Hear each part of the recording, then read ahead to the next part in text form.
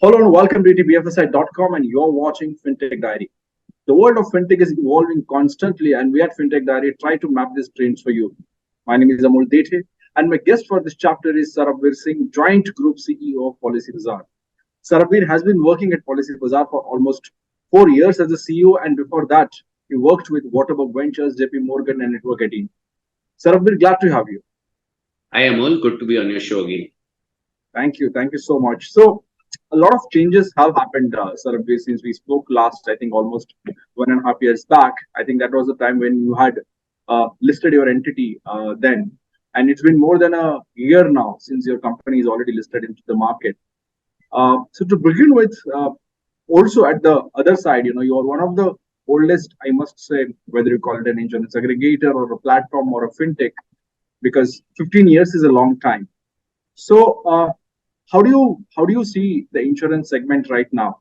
How do you see the risk appetite of the people changing, specifically in the market right now in the insurance segment, Sarbvir? So I think Amol, I would say a couple of things have happened, right? If you were to just look back over the last several years, I think one of the big things that happened, of course, was COVID. And I think COVID created a heightened sense of awareness about insurance, especially about health insurance, also about term insurance, but capacity was lower, so it was difficult to fulfill that demand. So I think that awareness about insurance has definitely gone up. The second thing that has changed is that the digitization of India continues to happen. So every year we are getting further and further ahead, whether it's the India stack in terms of the basic infrastructure, right? Whether it's payments, account aggregator, it's various other things which you keep talking about on your show. I think all of those things are becoming more and more rare. Right now, we also have talk about on the health side of the ABHM and the data pipes, etc., that it will create. So I think one is the awareness of insurance continues to grow up. The digitization of India, the number of Indians with smartphone, mobile internet, etc., also continues to grow. The infrastructure also continues to grow. So I think it's a great time to be in the insurance industry right now, because I think as these trends converge, we will be able to both offer exciting, newer types of products. We will be able to improve the process by which the products are issued, and most importantly, we will be able to improve the claims experience, because one of the key challenges in our business is that people are worried about what will happen when they need to make a claim, and any kind of trouble during that process leads to lack of trust. So I personally feel very optimistic that we are at the convergence of several very powerful factors for insurance. Okay, that's good to begin with, Sarbvir. But let me come back to you now, because you are one of the important entity which is listed in the stock market, because there are very few fintechs. So how has dynamics changed now, specifically being a listed entity? I'm sure the compliance burden must have gone up. You must be quite aware about the risk. But apart from that, what has actually changed for you? Because I think it's more than a year, and it's a decent time for us to understand how's Policybazaar doing as a listed entity. Yeah, I'm also, I think it's coming to 2 years now. I think on 15 November 23, we'll be to complete 2 years as a listed entity. I would say that, it has been quite a journey. I think when we listed in 21, towards the end of 21, I think the world was very, very different from the way the world is now in terms of availability of capital, the kind of valuations that people were willing to give, for entities and what they were looking for. I think at that time, growth was the mantra, and, profitability, etc., did not matter as much. Now, if we fast forward to 2 years later, I think the world has changed a lot. I mean, interest rates in the developed countries have significantly gone up, right? From 0 to 5.5%. I think the focus of investors is no longer just on growth. I think they want they want a mix of growth and profitability. I think the valuation multiples have changed significantly. So I think the global economy, of which obviously India is a part of, has changed. Now, in that whole context, we have also gone through a series of, I would say, adjustments. Our stock price went through kind of up and down, or down and up cycle, you can call it. And but the good news I feel is that I would say there are two pieces of good news. One is that India is definitely a bright spot in the global economy. So I think people are looking at us differently, and they're saying that India has good growth potential. People want to invest money in India. The second thing, which is inherent to Policybazaar, is that I think we have also understood. I think our story is better now understood by investors. I think when we went public, it was not very clear as to what kind of company Policybazaar is. We were not an insurance company, yet we were part of the insurance industry. We were a fintech company, yet we also had, significant operations. So I think there was a, bit of adjustment process that was needed. So I think that adjustment process has happened. We have also been able to deliver on some of the commitments that we had made. We had explained to investors that, our business is a certain characteristic that as the contribution keeps coming through, as we grow our business, contribution will come, our renewal book will come through, and eventually we will start covering our fixed costs. So if you see, we have been on that journey, and like in the last quarter that just went by, our net loss was 12 crores, right? And the previous quarter it was net loss of 10 crores. So clearly now investors can see that some of the things that we have been saying have come out to be true. So again, I would say that we've reached a good point now. People understand our story. I think we have been able to deliver on some of the commitments that we had made. And I think India is also something that people want to invest in. So all in all, I would say a good place to be. No, obviously. So no doubt about the India story. You look at any data and all the economic indicators are, are quite positive than ever. But looking back to your, balance sheet or the numbers, yes, the numbers specifically on the profitability front are narrowing down from 10 to 9 or something like that. So how are you now narrating your story to investors? Are you telling them that please keep quiet and hold on? Anyway, show you are an insurance business and we can protect the risk.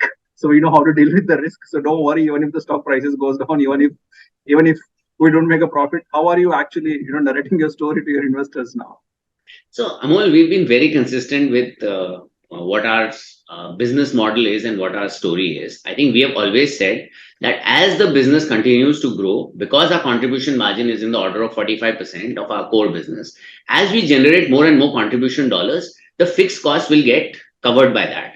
Now, there was a second thing that had happened when we went public, that there was a very large charge that was there for an ESOP expenses, right? And these were actually not just ESOP expenses related to 1 year. They were ESOP expenses related to many years, but the way the accounting works, there was a big charge. So when you combine all of that, in the first year, it looked like there was a very big loss that we were making. Now, we had said that as we go forward, we will be able to overcome, the contribution will increase, the fixed cost will remain fixed, and the ESOP loss will keep going down. So if you see, all three things are happening. Our contribution is going up, our fixed costs are largely fixed, and the ESOP loss is going down. Now, as that continues, what you are saying that the small amount of net loss that is still left will also start to get covered. And I think people will see that, what we have been saying is true. And we have a solid business. Consumers come to Policybazaar to buy insurance, which is the key reason why I think Policybazaar is important. And I think we have a very good share of business on the online side, and that continues to be there. So the fundamentals are there. The financial results also are now coming. And that's what I think we've been saying that always. And I think that's where we are today also. Right. So quite interesting, Sarbvir, from where it started, how it got listed, and where it is heading right now.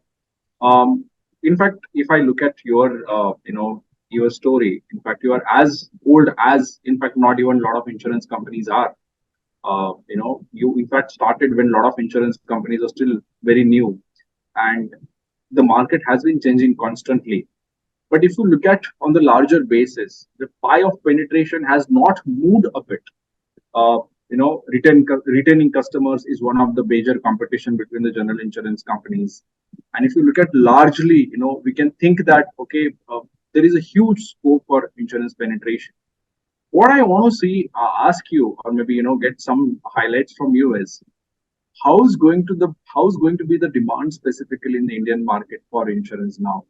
You gave a good reference of COVID, how the health insurance dynamics changed. But hereafter, because everybody is betting really high on the distribution, perhaps it was not there when you started 15 years ago, it was not there even 5 years ago, but now a lot of insurtech companies are coming into the market.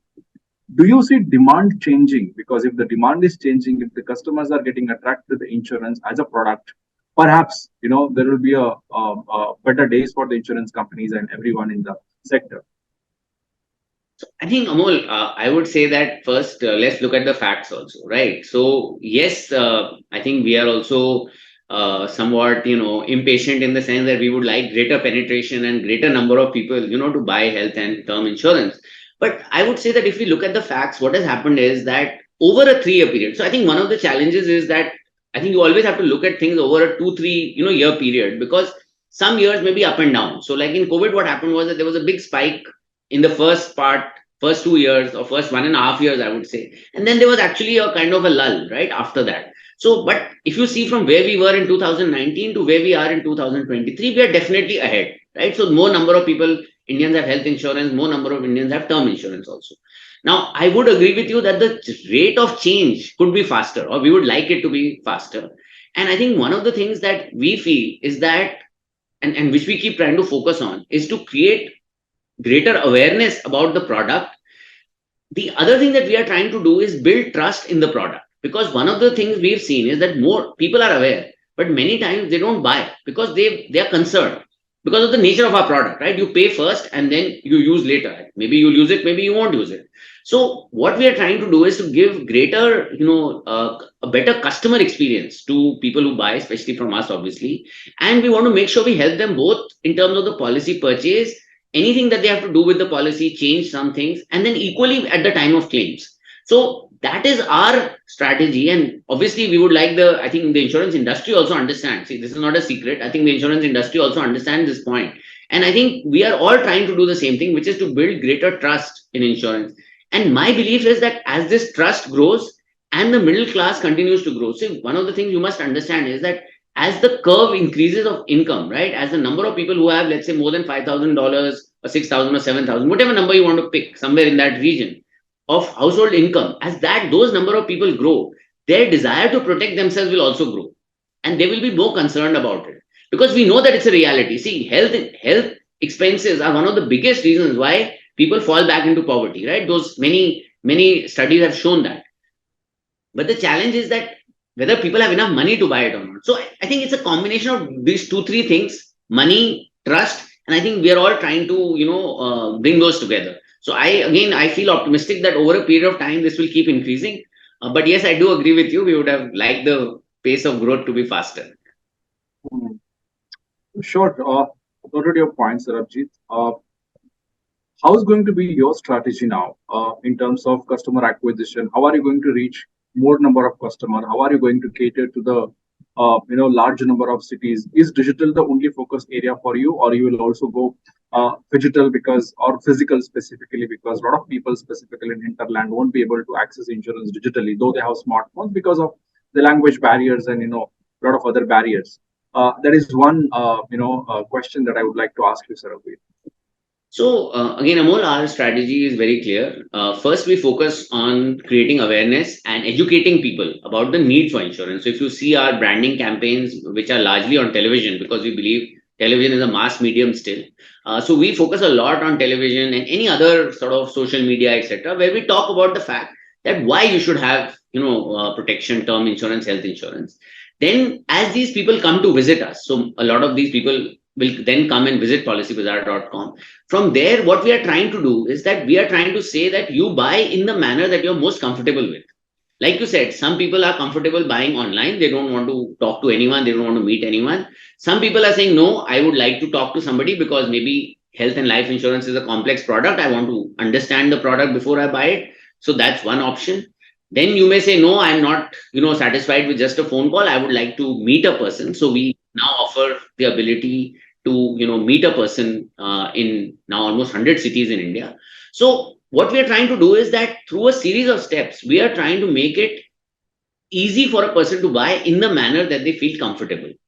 And now, given the 15 years of sustained brand building that we have been doing, what we find is that in a large number of searches, so for people who are actually looking to buy life or health insurance, they do come to Policybazaar. Now, some of them buy from us, some of them may buy from somebody else, but they do come to us because they want to check, they want to see what are the other options and alternatives.